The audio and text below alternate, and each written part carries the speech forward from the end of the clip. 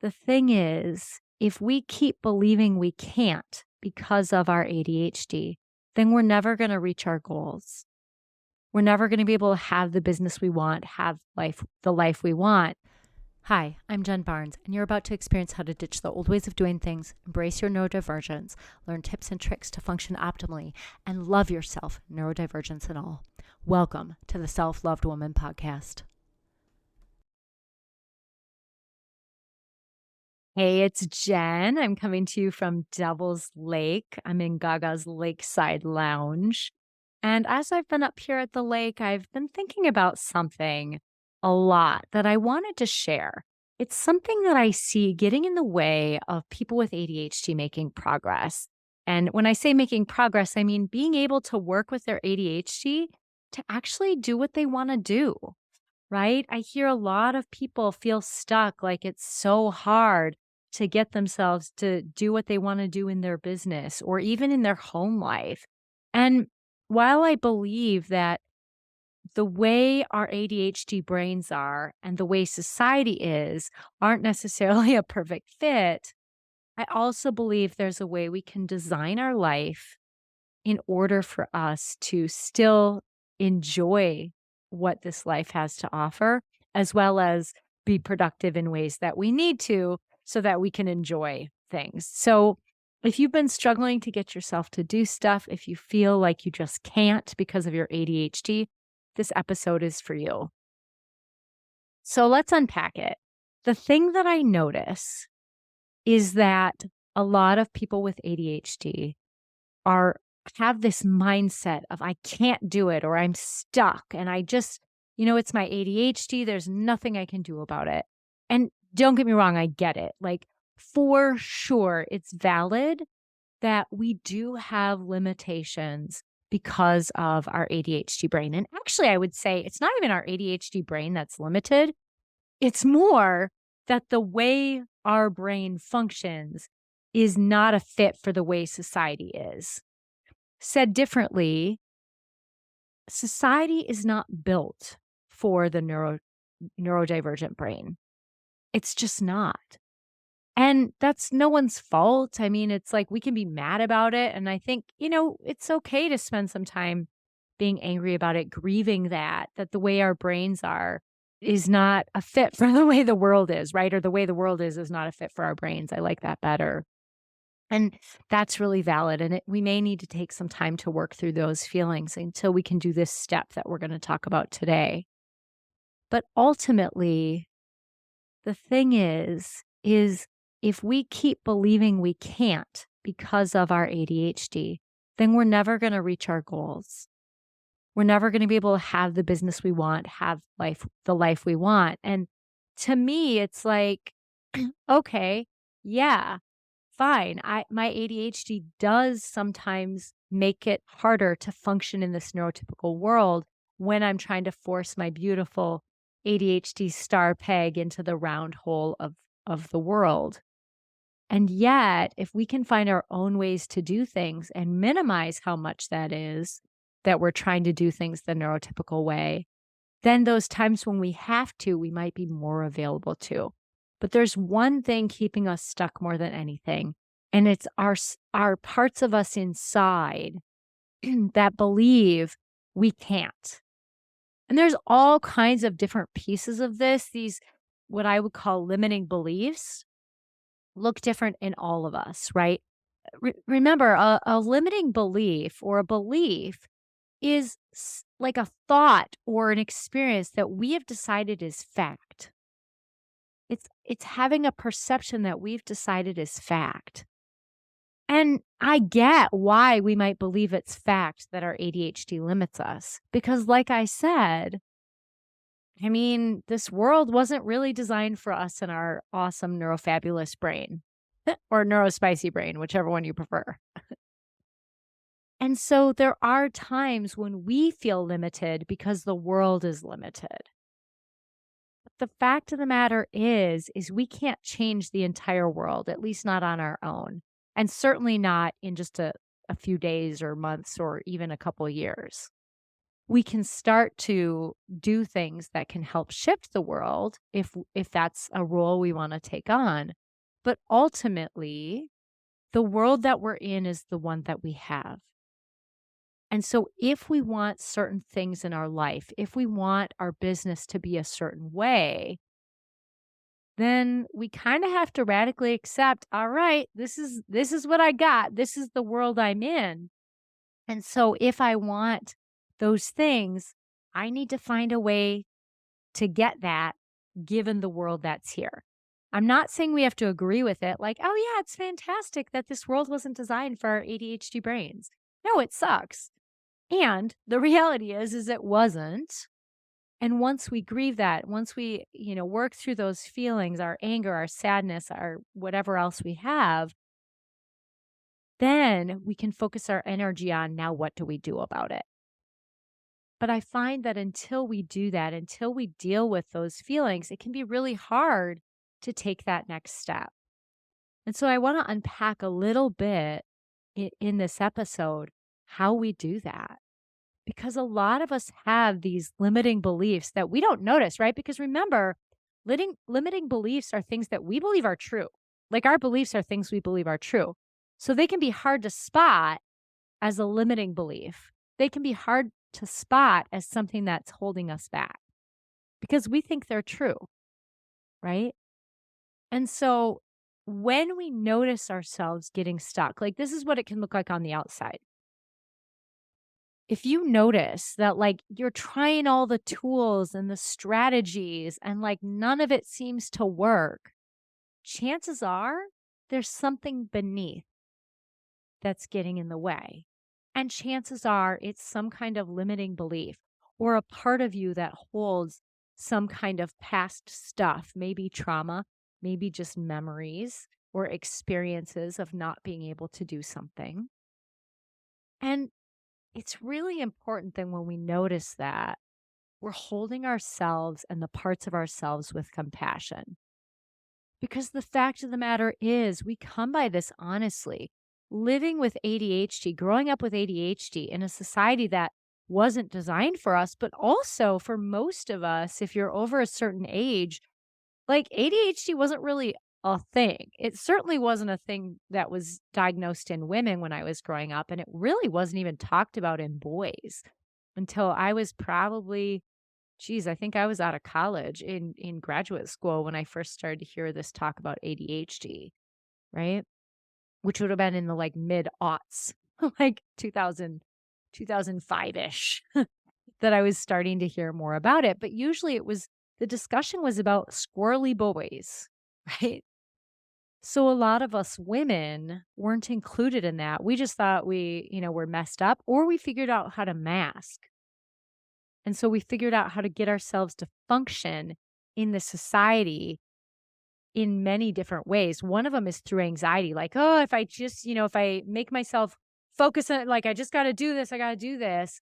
And then that adrenaline rush from the anxiety would get ourselves to do stuff. But something I've noticed in my clients when I treat their anxiety, if I didn't know they had ADHD, all of a sudden their anxiety is gone and now their ADHD symptoms are like full on there. Like they're there for everyone to see because they aren't using their anxiety to function anymore. So it's important that we understand that and that a lot of us women come by this stuff honestly. We have these beliefs for a reason. We maybe didn't know we had ADHD for a reason, and we found scrappy ways to get through to this point. But if you're catching yourself unable to get yourself to do stuff, it's probably because you have some of these sticky beliefs that are holding you back. Or maybe, like I said, some past experiences. And so I can give you all the tools. I can give you all the strategies. I can tell you what to do. But it's going to be really hard to do it until you work with this deeper stuff. This is the work I really enjoy doing with people. It's not that I don't love giving strategies and tools. I love it. But what I find is until we do this deeper stuff, it doesn't matter how many tools and strategies you have if you can't get yourself to do them. and it'll be harder until you do this deeper work. I've noticed there's people who will be in therapy for years and years, and they're like, nothing's changing. And it's a lot of times because this deeper piece isn't being addressed for whatever reason. Maybe financially they can only come so many times in a year, which is a travesty of our our mental health system in the United States. But I don't think it's as bad in other countries. So if you're listening from another country, you're like, yeah, that's messed up. It is. But other reasons are it can be hard to do this work. People don't want to, or parts of them don't want to start to pull at that thread of the underlying stuff because it's like, well, if I pull at that thread, I don't know what else is going to come up, right? It's like opening a can of worms. And so there can be a lot of parts of us that are hesitant or resistant or downright like, nope, we are not going there. And I get it. This is the hard work. But what I will tell you is the alternative is not being able to create the life we want for ourselves. So it sometimes becomes a choice. Like, do you want to do the hard inner work? Or do you want to continue to battle your ADHD or whatever else you've got going on every single day? I'm not saying that's an easy choice. I'm not saying everyone can make the choice of doing the deeper work at any given time. I'm not saying we should force ourselves to do the deeper work when we're not in a safe situation. Like if you're in a domestically violent relationship, priority one has got to be getting yourself to a safe place where you can do the work. It's very hard to do this deeper work that may involve some trauma stuff while you're living in a traumatizing situation. And that's not an excuse, that's just reality because your nervous system isn't going to ever really feel safe enough. You're going to be in that fight or flight or shutdown response most of the time. And this work is really hard to do from a completely dysregulated nervous system. It's not impossible, but it definitely is challenging. For sure takes meeting with a trauma therapist. But more often than not, doing this work requires that we get ourselves in a safe enough environment. And once that we're there, what do we do? How do we work with these limiting beliefs? Well, step one is noticing them, right? I think it was last winter or was it a year ago now? It might even been, no, it had to have been a year ago. It was a year ago. Oh my gosh. I was like, gosh, I'm getting so like, I noticed I was stuck, right? And the word stuck I don't really like because it can make us feel more stuck than we are, right? I felt stuck. I was like, I'm doing all the right things for my business. Why is nothing working? There's something deeper here. And what I realized, I'm like, I've got some stuff around money. I've got some beliefs around money and making money that are problematic. I was in a place of seeing people with wealth as all bad. Well, that's a problem if you're an entrepreneur, because if you see wealth as a problem, then you're not going to bring in any money, right? Like, fact of the matter is, and don't get me wrong, I'm not saying that there aren't people with wealth who behave horribly, but having money in and of itself isn't inherently bad. It's what we do with it when we have it. Right? So it took me working through that, right? There are people, not that if this is your limiting belief, this will be helpful for you. But if you're like, I got no problem with making money, Jen, then this won't apply to you. But for me, I had to come to terms with how did these beliefs develop that all people who have money are bad people? And some of it was countering the belief. Like there are people who have wealth who do amazing things, like Warren Buffett, Melinda and French Gates and Bill Gates do things. Brene Brown and Glennon Doyle and Abby Wambach, although I don't know how, you know, Abby was a female soccer player before they were even acknowledged as deserving decent pay, which is a travesty because she's amazing. But I don't know that there's a lot of wealth there, but they do a lot in their Together Rising Foundation to truly help people in the world without taking a big cut for administrative things. Right? And so there are people who have money who do amazing things.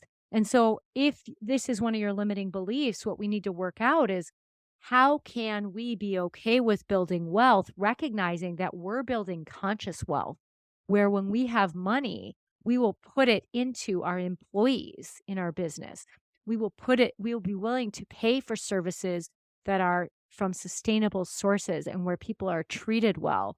We will buy things that are from organizations that are treating their employees well instead of always just buying from Amazon or Walmart, right? You have to have some degree of wealth to have the luxury of buying your books from bookshop.org, where it's a little more expensive, but it goes towards small business owners and a lot of times Black business owners, right? Which is lovely. But if you can't pay an extra $5 every time you get a book or an extra $3 or whatever it is, then to get a book, you might have to buy it from Amazon or Walmart, right? And so for me, I had to work through that limiting belief of wealth is bad in order to be able to do what I needed to do with my business. And your limiting belief may be about money. It might be about ADHD itself. It may be that I'm not good enough or I have to hide my ADHD for people to take me seriously and to respect me. And don't get me wrong, there may be some settings where that is true. You know, if you work in corporate America, there are certainly some corporations where there are pockets that are honoring neurodivergent brains as special and unique and beautiful and recognizing that we need to work in ways unique to our brain. But there are other places that are downright hostile if we're open about it. So I'm not suggesting we just willy-nilly, put ourselves out there if you believe you have to, hide your ADHD to be taken seriously, because I don't know, you might be in a setting where that's true. But if you're an entrepreneur, I will tell you this, you are the light that attracts people to your business. And if you aren't being authentically yourself and you're masking your ADHD, people are going to see that. Do you know how I know?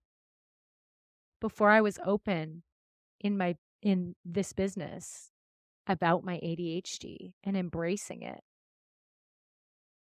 I wasn't attracting people to my business. I couldn't figure out why.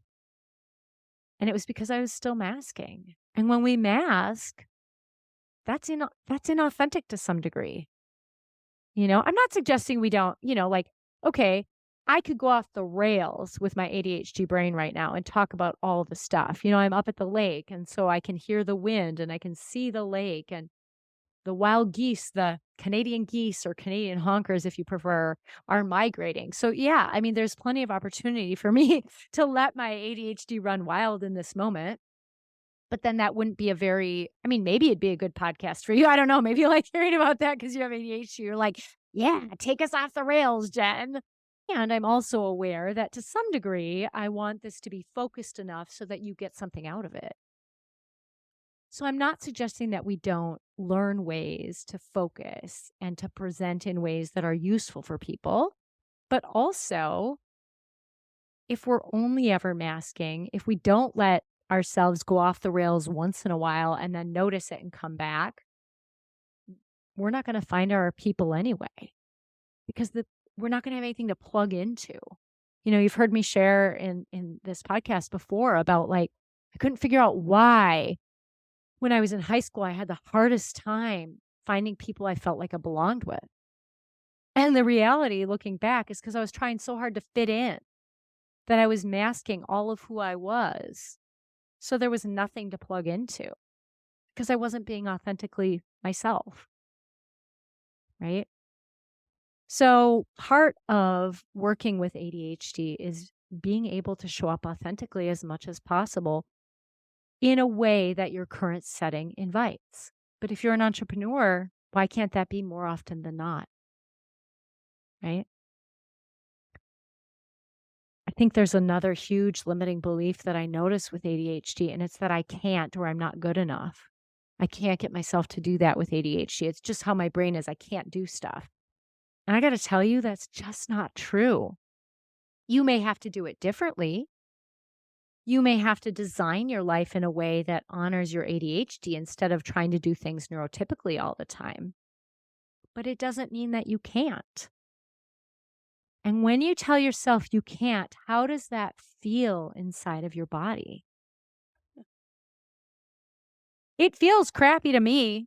Like, I don't know how it feels to you. Maybe that, there could be a secondary gain there because if you say I can't, then it's like, oh, thank God I don't have to because I can't. Right. And I think that's important. I'm not suggesting that's conscious. It's all subconscious, right? It's parts of us that are like, yep, as long as I believe I can't, then I don't have to. And that's valid if you have a part that thinks that. Because when we believe we can, ugh, then there's more work to do. And if you're someone who feels like you have a hard time getting yourself to do stuff, having more work to do might feel overwhelming. And so you may have to get some things in place where you're managing how to, handle when you have work in front of you, when you have customers, when you have people buying your products or services. And ultimately working with those feelings. And I will tell you, I've been an IFS therapist, like officially finished my level 1 training in 2019, but I've been using IFS since my first training in 2017 and kind of using a little bit of it when I started with structural dissociation therapy back in, geez, I want to say it was like 2016-ish, maybe 2015. I can't remember. So I was starting to talk about parts of us way back then, but especially now. And something I've noticed, whether through IFS type work, or I will tell you with my very first client who had dissociative identity disorder, previously known as multiple personality disorder, I basically fought with an altar. I got into a pissing match with an altar. And do you think that went well for me? I mean, let me ask you this. When you're trying to get someone to do something, if you fight with them, is that the best way to do it? Like, is that effective? Like, if you argue and yell? I'm going to say no. Rarely do we get people to do what we want them to do if we're fighting with them. Usually, when we want someone to do something, if we can come to them with compassion and a request and, hey, I need this help. Would you be willing to help me? And if they're like, no, and you really need it, then you can start to have a conversation versus, butting heads and fighting with each other. And whether you have dissociative identity disorder, you're working with your spouse or kids, or you're working with a part inside of yourself, trying to push them down or telling them that they're wrong or they don't know what they're talking about is grossly ineffective. If instead we can lean in and be curious and wonder, like, what is coming up for me about that? There's this part of me that believes I can't because of my ADHD. That's interesting. What's that about? Where does that message come from? And then validating, like, oh, I understand how a part of me got there. I come by this super honestly. That's valid. And even though this part of me feels that, I can do things. How do I know you can do things? I know you can do things because you're listening to this podcast. I know you can do things to help yourself because you're listening to this podcast. I know you can do things in your business because you have a business, right? You've done enough to identify that you have a business. And you might be like, yeah, but Jen, all I did was file with the Secretary of State for my LLC. But that's a step. You did something. So I know you can do things. You also made it to this point in your life. So the fact that you're still alive tells me you can do things, right? And so what am I doing? I am helping you find the evidence that you actually can do things with ADHD.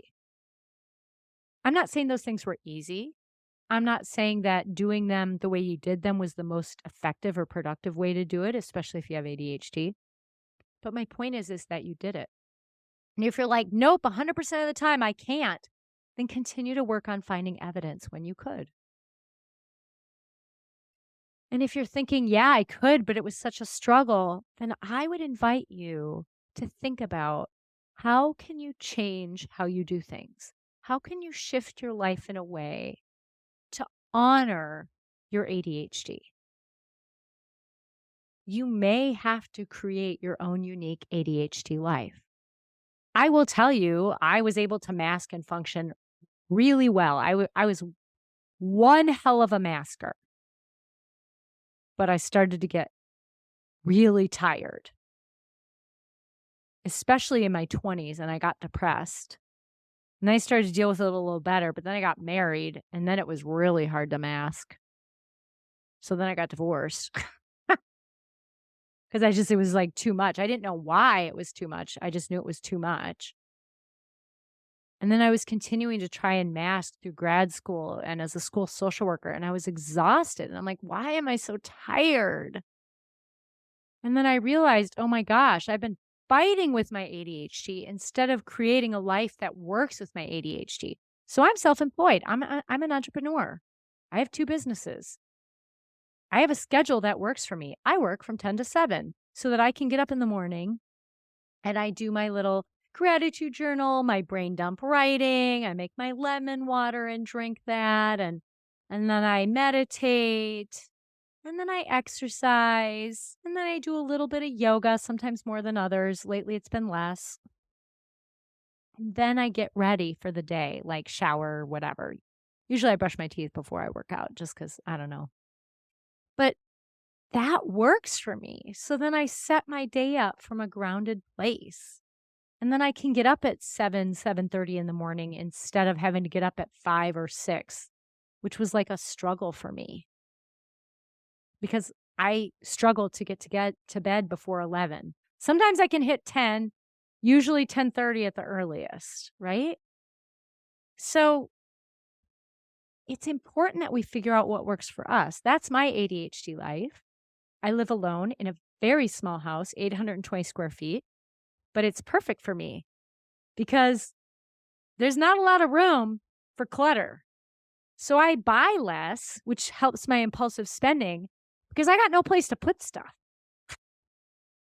right? It's like, well, if I buy that, where am I going to put it? I'm like, nowhere. There's no place in my house to buy that, right? It doesn't mean I don't occasionally buy things impulsively, usually books, but it can help. And so my point is you don't have to create a life the way I have it, but if you are finding that life is a struggle and you're having a hard time doing things, it's probably because if you have ADHD, you are trying to do everything in your life the neurotypical way. So maybe you need to figure out how do you shift your life over time to work for you. My most recent partner, we were together 10 years, and yes, we lived in the same house, but he traveled a lot for work. And so I had space where it was just my space, no extra energy of another person, right? Because I needed that. And now I live alone. And I got to tell you, if I ever decide to get into a relationship again, I am going to keep living alone because I need my own space. It just creates such nice downtime. At most, I would maybe consider a duplex. Maybe. I really like my house and my neighbors are awesome, right?